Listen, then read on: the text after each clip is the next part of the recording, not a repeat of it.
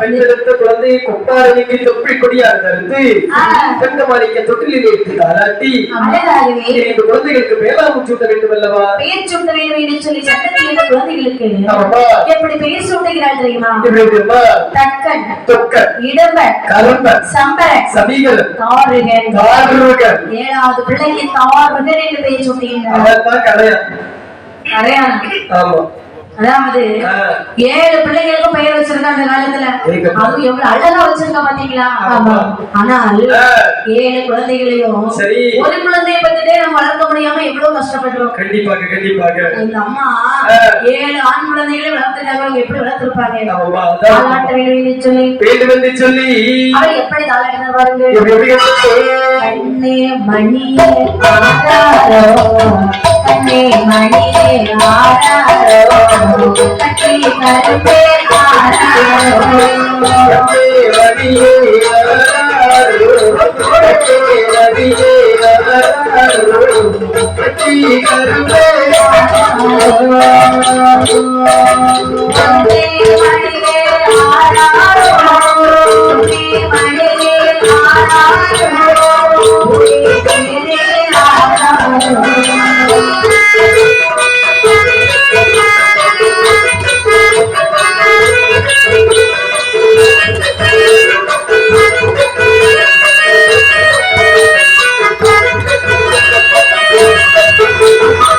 குழந்தை எப்படி தாராட்டிருக்கா பாத்தீங்களா? தூங்காத குழந்தையும் தூங்கணே. தூங்காத குழந்தை இப்படி தாலாட்டு பண்ணா தூங்குன்னு சொல்றேன். ஆமா, பாட்ட தாலாட்ட பாதி வந்து கண்ணெல்லாம் ஒரு மாதிரியா தான் போச்சு. மாமா என்னன்னு தெரியல, வந்த நேரத்துல தூங்குறாங்க. மணியே 10 தான் ஆகுது. சரிதா? என்ன தூங்க உங்களுக்கு ஒரு குட்டி கதை சொல்றேன் கேளுங்க. இது நிஜமாட்டு நடந்த சம்பவம். அதாவது ஆமா, அதாவது இந்த திருச்செந்தூர் முருகப்பெருமான் இருக்கக்கூடிய இடம். திருச்செந்தூர் கிருபானந்த வாரியார் பேச்சுரைக்கு வந்திருந்தாங்க. சரி, பேச்சுரைக்கு வரக்கூடிய நேரத்துல வந்து அவங்க பேசிட மாட்டாங்கன்னு எல்லாம் நினைச்சாங்க. சேர்ல அப்படியே கொண்டு வீட்டு சேர்ல இருக்கிற மாதிரி கொண்டு இருந்தாங்க. ஒரு பெரும்பு சேர்ல சரி இருத்தின உடனே அப்படி ஒரு அல்லது மாதிரி அப்படி ஒரு சவுண்ட் போட்டாரு. ஆமா, என் அருமை செல்வங்கள் எப்படி இருக்கின்றீர்கள் அப்படின்னு சொன்னாங்க. சொன்ன முதல் வார்த்தை என்ன சொன்னாங்கன்னா, ஆலயத்தில் வந்து கோவிலிலே வந்து யாரும் உறங்காதீர்கள், உறக்கம் வரும் என்று சொன்னால் வீட்டிற்கு சென்று விட வேண்டும் என்று. அதாவது கோவிலிலே வந்து இருந்து உறங்குபவர்கள் அடுத்த ஜென்மத்தில் காட்டுப்பட்டியாகவும் படுத்து உறங்குபவர்கள் அடுத்த ஜென்மத்தில் மலைப்பாம்பாகவும் சென்று விடுவீர்களாம். அப்படியா? கோவில தூங்க கூடாதுன்னு சொல்றீங்க. கோயிலில் அருமை செல்வம் தூக்கம் வந்தா என்ன செய்யணும்? தூக்கம் வந்தாகி மேலே தூங்கிடணும். வீட்டுல போய் தூங்கணும்னு சொல்ல வரீங்களா? கண்டிப்பாக கண்டிப்பாக. சரி, ஏமா தூக்கம் கோயில வந்தாக்கி தூக்கத்தை எல்லாம் அப்படியே வீட்டுல வச்சுட்டு தான் கோயிலுக்கு வரணும். ஆமாமா, இப்ப நீங்க தூங்குறத பார்த்து நானும் தூங்குவேன். 10 பேர் தூங்குவாங்க. அப்படின்னு சொல்லி, அதாவது என் அருமை செல்வங்களை ஆயுதங்கள் மட்டும் வந்து தூங்கவே செய்யாதீர்கள். வயது வித்தியாசம் இருக்குதா? அதுவும் 12 வயதிற்கு மேல் என்று சொல்கிறார்கள். கண்டிப்பா குழந்தைகள் கிடையாது. சரி,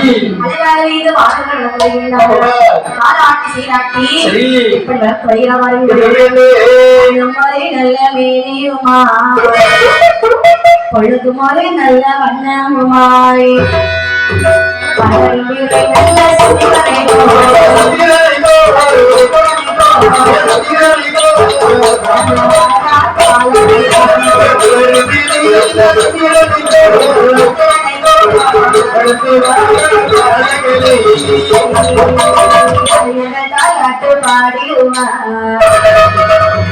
பாடி வந்து மொத்தம் கொடுத்திடுவான்.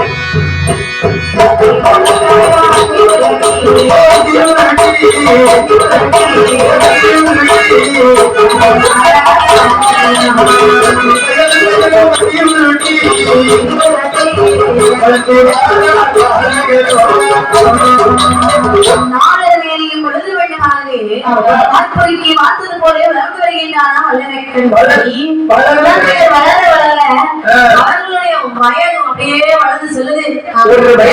அரக்கர் மாதிரி வாழ்றாங்கன்னே, அரக்கர் குலம் அல்லவா, அழகாக 7 பேரும் ஒரே போல வாழ்ந்து வருகின்றார்களா. ஒரு வயது இருந்தாகி சரி மூன்றாத வயதிலே முடியிறக்கி கதுபத்தி 4ஆவது வயதிலே குழந்தைகளா 7 பேரும் நடந்து சென்று விளையாடி 5ஆவது வயதிலே தன்னைத்தானே ஆடை கட்டி படித்து 6ஆவது வயதிலே இந்த சட்டத்தின் பெண் கொடியாளர்கள் பலரிலே நினைக்கின்றார். அதாவது இந்த 7 குழந்தைகளையும் நாமல் கல்வி கண்ணை திறக்க வேண்டும். குழந்தைகள் எப்படி வளர்ந்தாங்களே, ஒருவருக்கு ஒருவர் விட்டு கொடுத்து அண்ணனும் தம்பியும் ஒன்று போலவே வாழ்ந்து வருகின்றாராம். ஆனா அந்த அசுர குணம் அப்படியே மனசுக்குள்ள அப்படியே இருக்கிறது. குருகுலத்துல சென்று படிக்க வைக்கணும்னு சொல்லி குருகுலத்துல அனுப்பி வைக்கிறார் தாயானவர். சரி, இவனுடைய பிறவி குணம் எப்படி தெரியுமா, தானும் படிக்க மாட்டாங்க, படிக்கிறவங்களே படிக்க விட மாட்டாங்க. அதற்காக பெரியவர்கள் சொல்வார்கள், பொன்னில் நீ வாழ வேண்டும், சொன்னால் மற்றவர்களை வாழ விடையாவது செய்ய வேண்டும். சரிதான், தான் வாழ பிறவிக்கு இருக்காது என்று சொல்வார்கள். பெரியவர்கள் சொல்லியிருக்கிறாங்க.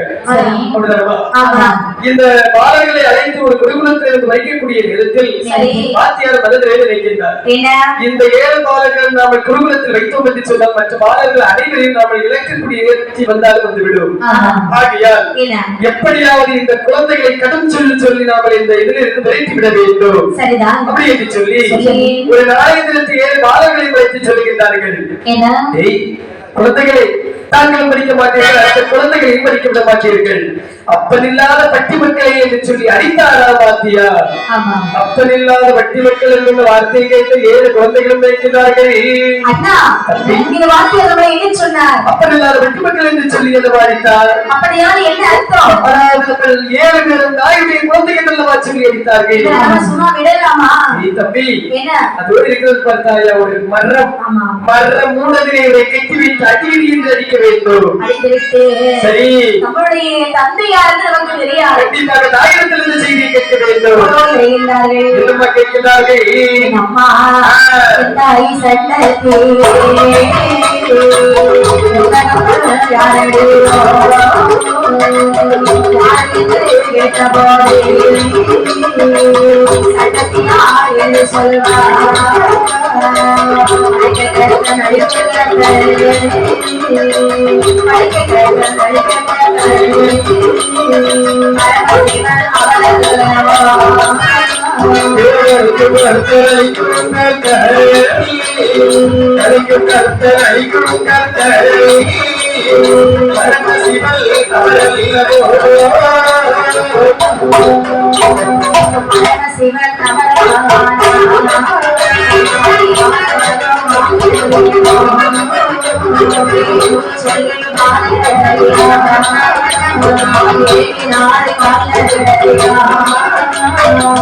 ஆதிசிவன்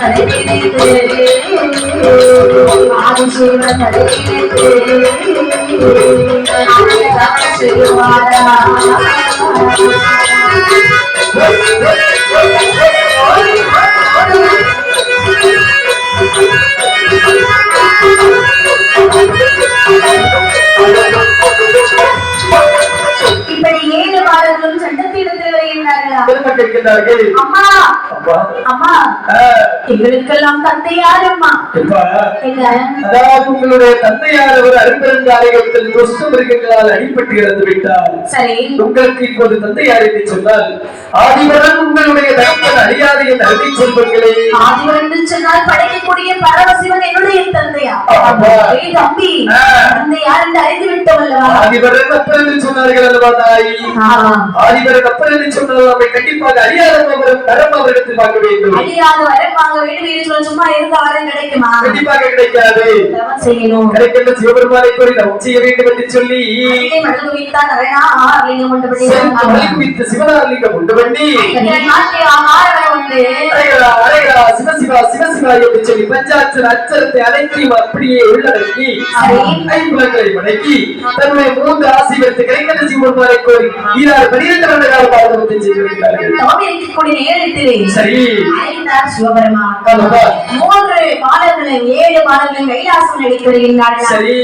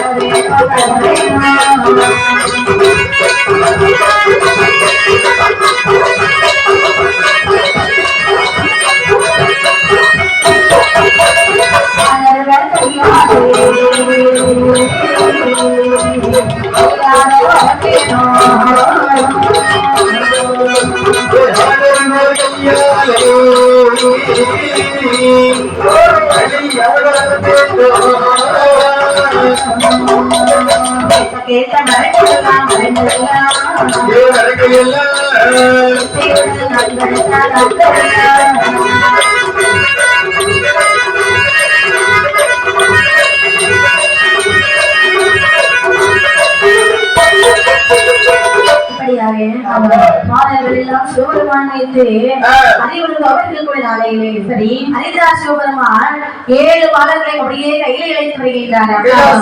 கைலாசம் வைத்து வந்து என்ன கேட்கிறார்கள்? சண்டத்தியுடைய பிள்ளைகளானீங்க, சண்டத்துக்கு பிள்ளை என்று சொன்னார். எனக்கும் நீங்கள் பிள்ளைகள் தான். கண்டிப்பாக என்னை நினைத்து எப்படி ஒரு தவத்தை செய்திருக்கிறீர்கள்? என்ன வேண்டும்? அதாவது தங்களை கோரி 12 வருட கால பாரதத்தை செய்த காரணம் என்று சொன்னார். என்ன காரணம்? எங்களுக்கு வரங்கள் வேண்டும் சுவாமி. வரவேண்டு சொன்னார். அதிலும் எப்படிப்பட்ட வர வேண்டும் என்று சொன்னால் கேட்டாலே தெரியும். கண்டிப்பாக நான் கேட்கின்றேன் தாங்கள் தருங்கள் சாமி. சுவாமி, எனக்கு எப்படிப்பட்ட வரங்கள் வேண்டும் என்று சொன்னால் ஏழு கடலுக்கு அப்பாலை இரும்பாலை கோட்டை போட்டு இருந்துலகை ஆள வேண்டும். சந்திரர்கள் சூரியர்கள் இத்தாதி முனிவர்கள் யாரும் எங்கள் கடிமை வேலை செய்ய வேண்டும். இக்குதிக்கு மாதங்கள் அனைவரும் எங்களுக்கு கல்லுப்பாலை சுமக்க வேண்டும். அது மட்டுமல்லாமல் ஒரு அசுரனான நட்டு போய்விட்டான் என்று சொன்னால் மறு அசுரன் உடனடியாக பிறப்பதற்கு வர வேண்டும். ஆயுதமானது படை போய்விட்டது என்று சொன்னால் மறுகடமை ஆயுதமானது எங்களுடைய கையிலே வருவதற்கு வர வேண்டும். ஒரு துளி ரத்தத்தை ஒரு கோடி அசுரங்களை பிறப்பதற்கு வர வேண்டும். கரமானது அறுபட்டு விட்டது என்று சொன்னால் மறுகடலே கரமானது வருவதற்கு வர வேண்டும். அதையானது அறுபட்டு விட்டது என்று சொன்னால் மறுகடலை தலையானது ஆகாயத்திலிருந்து எங்களுடைய தலையானது குறைந்து வேண்டும். அது மட்டுமல்லாமல் சோழி இத்தனை வரத்தையும் வாங்கிவிட்டு வேறொரு வரம் கேட்கின்றேன். இந்த உலகத்தில் ஆடவர்களுடைய கரத்தால் எங்களுக்கு அழியாத வர வேண்டும்.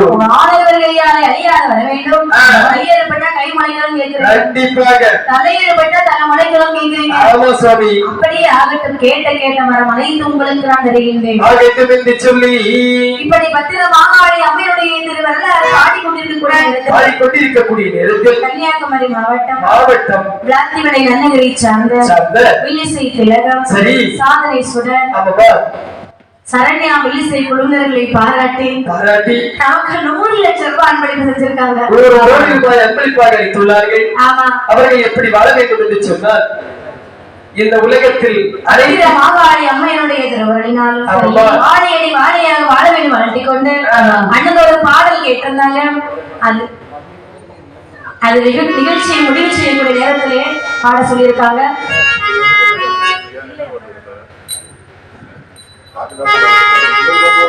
நிகழ்ச்சி முடிக்கக்கூடிய நேரத்தில் கண்டிப்பாக இந்த பாடல் நாங்கள் பாடுகிறோம். பூஜைக்கு நேரமாகி கொண்டிருப்பதனாலே பத்திரமாகாளி அம்மனுடைய கதையை இசைக்கின்றோம். சரி, ஆகிட்டு சொல்லி வேற இந்த பாடல்கள் அனைத்து வரத்தையும் வாங்கியவர்கள் சொல்கிறார்கள். சுவாமி, வரங்கள் அனைத்தையும் வந்துவிட்டீர்கள், ஆனால் நாங்கள் கால்நடையாக செல்ல முடியுமா? உங்களுக்கு 7 பேருக்கு 7 தேரானது வேண்டும் சுவாமி. அப்படி என்று கேட்பதை கொடுக்கக்கூடிய பகவான் அல்லவா? இல்லை என்று சொல்லுவாரா? கண்டிப்பாக கிடையாது. அவர்களுக்கு தேர் பிடிக்கின்றார்கள். சரி, ஏறிக்கொண்டு கைலாசமலையை சுற்றி பார்க்க வேண்டும் என்று சொல்லி 7 பாலகர்கள் வருகின்றார்கள். சுற்றி பார்த்து வடக்கு வாசலில் வரக்கூடிய நேரத்தில் யார் அமர்ந்திருக்கிறார்கள்? கோட்டை வாசலிலே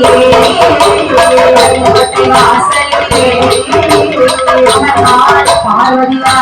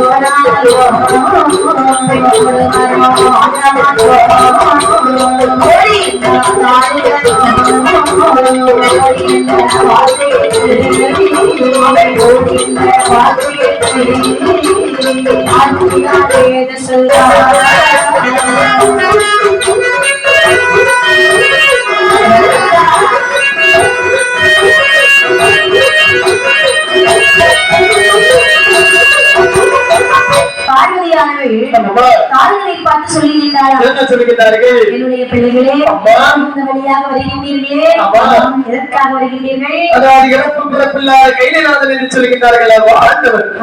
பேயாண்டி பிறைசூடி பிச்சைக்காரனிடத்தில் சென்று நாங்கள் பெரிய பெருமாக்கி விட்டு வருகின்றோம். சிவபெருமானை இழிவாக பேசலாமா? கண்டிப்பாக பேசக்கூடாது. ஆனால் 12 வருடம் காலம் பாரதத்தை செய்த பிற்பாடுதான் பெருத்த வரங்கள் தந்து விட்டிருக்கிறார். என்னதான் இருந்தாலும் உங்களுக்கு வரப்படுத்தவர்களா? உண்மைதான். நீங்க பேசலாமா? கண்டிப்பாக பேசக்கூடாது. சரி, இருக்கணும். கோபத்துல இருக்கிறேன். வரம் வாங்கினீர்களா? சரி, நான் உங்களுக்கு ஒரு வரம் தருகிறேன். என்னுடைய பிள்ளைகள் அழியுங்கள். சங்கத்திற்கு பிள்ளை என்றால் எனக்கு பிள்ளைகள். கண்டிப்பாக ஒரு வரம் நான் தருகிறேன், வாங்கி போங்களேன். தம்பி, இந்த பெண்ணிடத்தில் இந்த பெண்ணிடத்தில் வார்த்தை சொல்கிறாய் பார்த்தாயா? ஆமா. காத்து வரக்கூடிய மண்டலத்தை போதாலும் வாங்கி வந்து வரவழைத்து போதாலும் பெண்ணிடத்தில் வரவேற்கலாமா?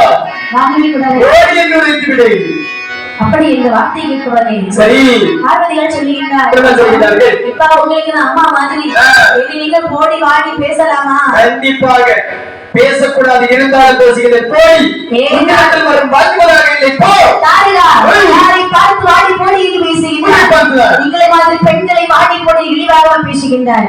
என்னை போல பெண்களை இழிவாக பேசின காரணத்தினால் என்னை போல ஒரு பெண்ணின் கையாலும் தலையாலும் சீக்கிரத்தில் அறுபடமாடா. இந்த உலகத்தில் பொறுத்திருக்கக்கூடிய ஆடவர்கள் கீழே மையாளத்தை வாங்கினார்கள். பெண்களுக்கு சாபப்படுகிறார். போட்டு சாபம் அளிக்கல. பரமசிவன் அவர்களுடைய பரமசிவன் பொண்டாட்டி பாரதியா கிடையாதுடா. பேயாண்டி மரியாதையாக சென்று விடு. சாபத்தை கொண்டு சரி அம்மையான கைலாச வழி வருகின்றாளா?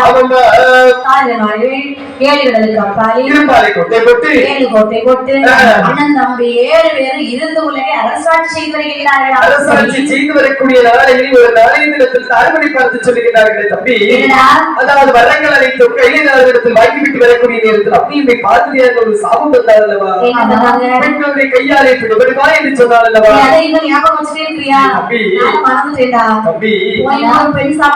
கண்டிப்பாக மறக்கக்கூடிய சாபம் கிடையாது. எனக்கு ஏதோ அது சரி என்று படவில்லை. ஆகையால் அதாவது வடக்கோட்டை வாசலிலே ஒரு கோட்டையாக வைத்து அவளுக்கு ஒரு மாதத்திற்கு ஒரு மாதத்திற்கும் வருடத்திற்கு ஒரு வருடம் கொடுத்து ஒரு கப்பம் கட்டி வந்தால் என்ன பூசை செய்யணும்னு சொல்றியா? கண்டிப்பாக அப்படியா? அம்மா என்ன செய்வாங்க?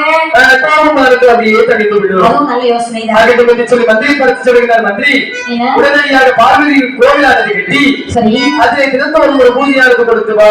அப்படியே ஆகட்டும் சொல்லி கோவிலானது கட்டி ஒரு பூஜையாளர் கொடுத்து வருகின்றார். 12 வருடமாக பூஜை செய்து வருகின்றாரா? 12 வருடத்துக்கு அப்பால இவருக்கு அதிகாரம் கூடுகின்றது, தலைக்கணம் ஏறுகின்றது. ஏன்னு சொன்னா வாங்கின மரம் அப்படி யாருக்கும் பயப்படல. மனதில் நினைக்கின்றார், போய் ஒரு பெண்ணுக்காக பயந்து கோவில் கட்டி பூஜை செய்வதா? ஒரு காலம் நடக்கக்கூடாது. அப்பா மந்திரி, கோவில் வாசலை இழுத்தடைத்து விடு. கோவில் வாசலை இழுத்தடைத்தார்கள். இப்படி இருக்கவே அம்மையுமே பார்வதியான் அடைந்தாய். இடத்திலே சொல்லினார்கள், என்று சொன்னது சொல்ல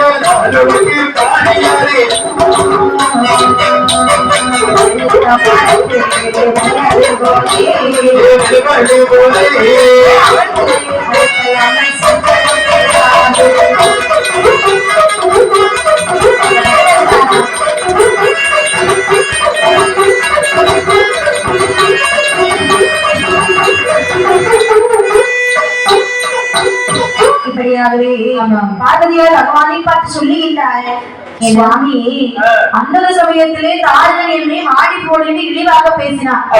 அப்பொழுது நீங்கள் பார்த்து கொண்டு தங்கி இருந்தீர்கள். என்னுடைய கிருபையால் தான் உனக்கு கப்பம் படம் வாங்கி தந்து மனைவியே ஆடி போடு பேசும்போது யாராவது பார்த்து இருப்பாங்க. கண்டிப்பாக உன்னுடைய கோபம் அது தணிய வேண்டும் என்று சொன்னார். அவர்கள் நம்மளுடைய குழந்தைகள் அல்லவா? பரவாயில்லை, என்னையும் உங்களையும் ஏளனமாக பேசுறது தவறல்லவா? சரி, தவறுதான் சுவாமி. அதற்காக தானே கப்பம் கட்டி வந்தார்கள். யாரு கப்பம் கட்டுறா? அவர்கள் தான். கப்பத்தில் இருந்து பல வருடங்கள் கப்பத்தில் இருந்து விட்டாரா? ஆமா. அப்படின்னு சொன்னாங்க. உங்களுக்கே கோபம் வருதா? எனக்கு எப்படி கோபம் வரும் சுவாமி? வந்திருக்கு பரவாயில்லை, உடனே தாரனுடைய தலையெழுத்தாக வேண்டும். ஏன்னா தேவர்கள் நிக்கிறது பாத்தீங்களா? அவ்வளவு அட்டூழியம் செய்யலாம் நம்முடைய கோட்டையில். கண்டிப்பாக உயிரோடு வைக்கலாமா? கண்டிப்பாக வைக்கக்கூடாது பெண்ணே. அதாவது அவனுடைய தலையை அறுக்க வேண்டும் என்று சொல்லுகிறாய். அதாவது வந்து அவன் வாங்கி வரம் எப்படி என்று சொன்னார். ஆடவர்களுடைய கையாலே அழியாத வரத்தை வாங்கிவிட்டான் தாருகள். அப்படியா? ஆகையால் அவனுடைய கொல்ல இயலாது. நீங்க அப்படி ஒரு வரம் கொடுத்திருக்கீங்க. சரி, நான் அவனுக்கு எப்படி சாபம் கொடுத்தேன் தெரியுமா? என்னை போல ஒரு பெண்ணின் கையாலே உன் தல்லை அறுபடும் என்று சாபம் கொடுத்தேன். அப்படி என்று சொன்னால் நல்ல யோசனை சொன்னாய் பார்வதி. அப்படி என்று சொல்லி உமையனுடைய வார்த்தை தந்தாமல் 76 மாதங்களை வரவழைத்து அதை 7 பெண்களாக வேறு செய்தார்களா? 70,000 மாதங்கள் சொன்னா 70,000 பெண்கள். என்ன ஒரு பெண்ணை வச்சுட்டு ஒரு மாதிரி விட்டாலும் வீட்டுல ஒரு கையில எல்லாம் திண்ணைக்கு வெளியே. ஏன் தெரியுமா? முத போறோடனே கண்டிஷன் போடுவான். 7:15 இருந்து 8:15 தான் அவனுக்கு டைம் கண்டிஷன். ஆமா, அதாவது உத்தரவு போடுவான். இதெல்லாம் சொல்ல முடியாதுமா. நம்ம உத்தரவு போடுவோம். அதாவது ஏழை முக்கால் 8:15 வீட்டுக்கு வரலன்னு சொல்லியாச்சுன்னா நீ உங்க அம்மா வீட்டுலதான் போய் இருக்கணும் அப்படின்னு சொல்லிடுவான். சரி, ஏன் தெரியுமா? அந்த 8:15 தான் சம்பளம் கொடுப்பாங்க. நம்ம அதை வாங்கிட்டு உடனே வந்துடணும். ஒரு பெண்ணாவது சமாளிக்க முடியலன்னு சொல்றீங்க. ஆமாம்மா, உங்க கதையை சொல்றீங்க. உங்க கதையை யாரும் இப்ப கேட்கல. அதாவது அப்ப 70,000 பெண்கள் 7 பெண்களாகவே பாதித்தார்களா? ஒரு பெண்ணுக்கு 10,000 பலம். அந்த பெண்கள் எப்படி இருந்திருப்பார்கள்? வேதத்திலே சிறந்தவர்களாக இருந்தார்களா? 7 பெண்களும் ஈஸ்வரனா முன்னே வந்து ஏது ஈஸ்வரரே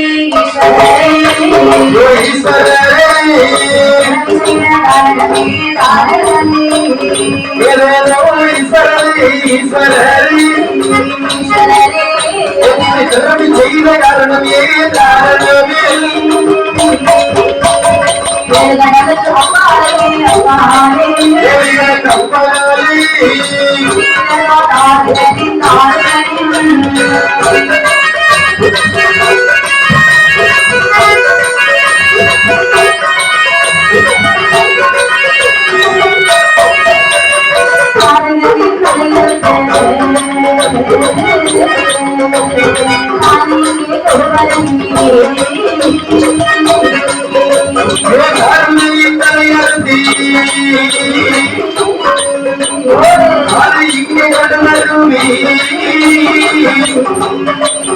அவனுடைய தலையறுக்க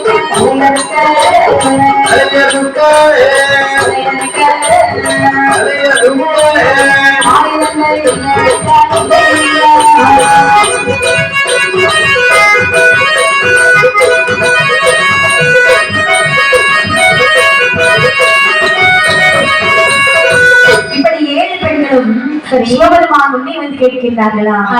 சுவாமி, சுவாமி, நாங்கள் தான் பெண்கள் என்ன உங்களை பிறவி செய்த காரணம் என்னவென்று சொன்னார். நல்லாக பிறவி செய்தீர்கள். 7 கடலுக்கு அப்பாலை இரும்பாலை கோட்டை போட்டு இரும்புலகை ஆண்டு வருகின்றார்கள் தாருந்தர்கள்.